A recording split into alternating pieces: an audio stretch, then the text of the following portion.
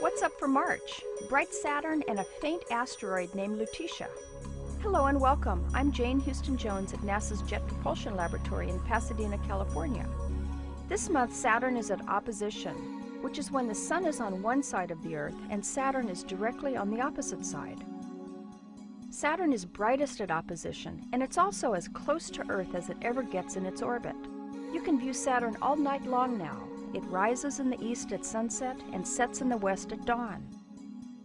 If you face east in the late evening, you can see two planets near the distinctive constellation Leo. First, look nearly overhead. That reddish object you see up there is Mars.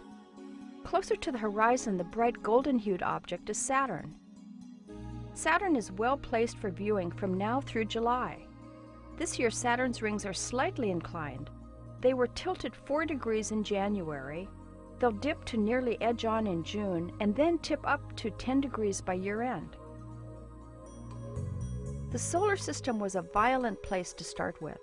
There were many crashes in which small bodies broke into pieces and reformed. The study of asteroids helps us understand a lot more about the early solar system history. Of the millions of asteroids in our solar system, only a few have been observed up close. Near the middle of the constellation Leo is the challenging to see and faint main belt asteroid 21 Lutetia.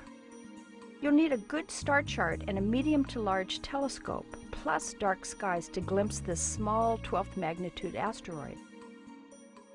If you don't see Lutetia, that's okay, because the European Space Agency's Rosetta spacecraft will pay its second visit to this interesting object in July, passing within 3,000 kilometers of the asteroid. Rosetta had its first look at Lutetia in January of 2007. The OSIRIS camera imaged the asteroid passing through its field of view during the spacecraft's approach to Mars for a gravity assist. Rosetta's instruments will collect enough information to create a resume of the asteroid's past, where it was born, how it got started on its asteroid career, and if there were any mid-course corrections. The Cassini spacecraft has been studying Saturn, its rings and moons, since arriving in 2004. Cassini's 7-year solstice mission extension to the year 2017 presents an opportunity to follow the seasonal changes of an outer planet all the way from its winter to its summer. During its 155 orbits around Saturn, including 55 flybys of the moon Titan, Cassini will fly by the icy moon Enceladus 11 more times.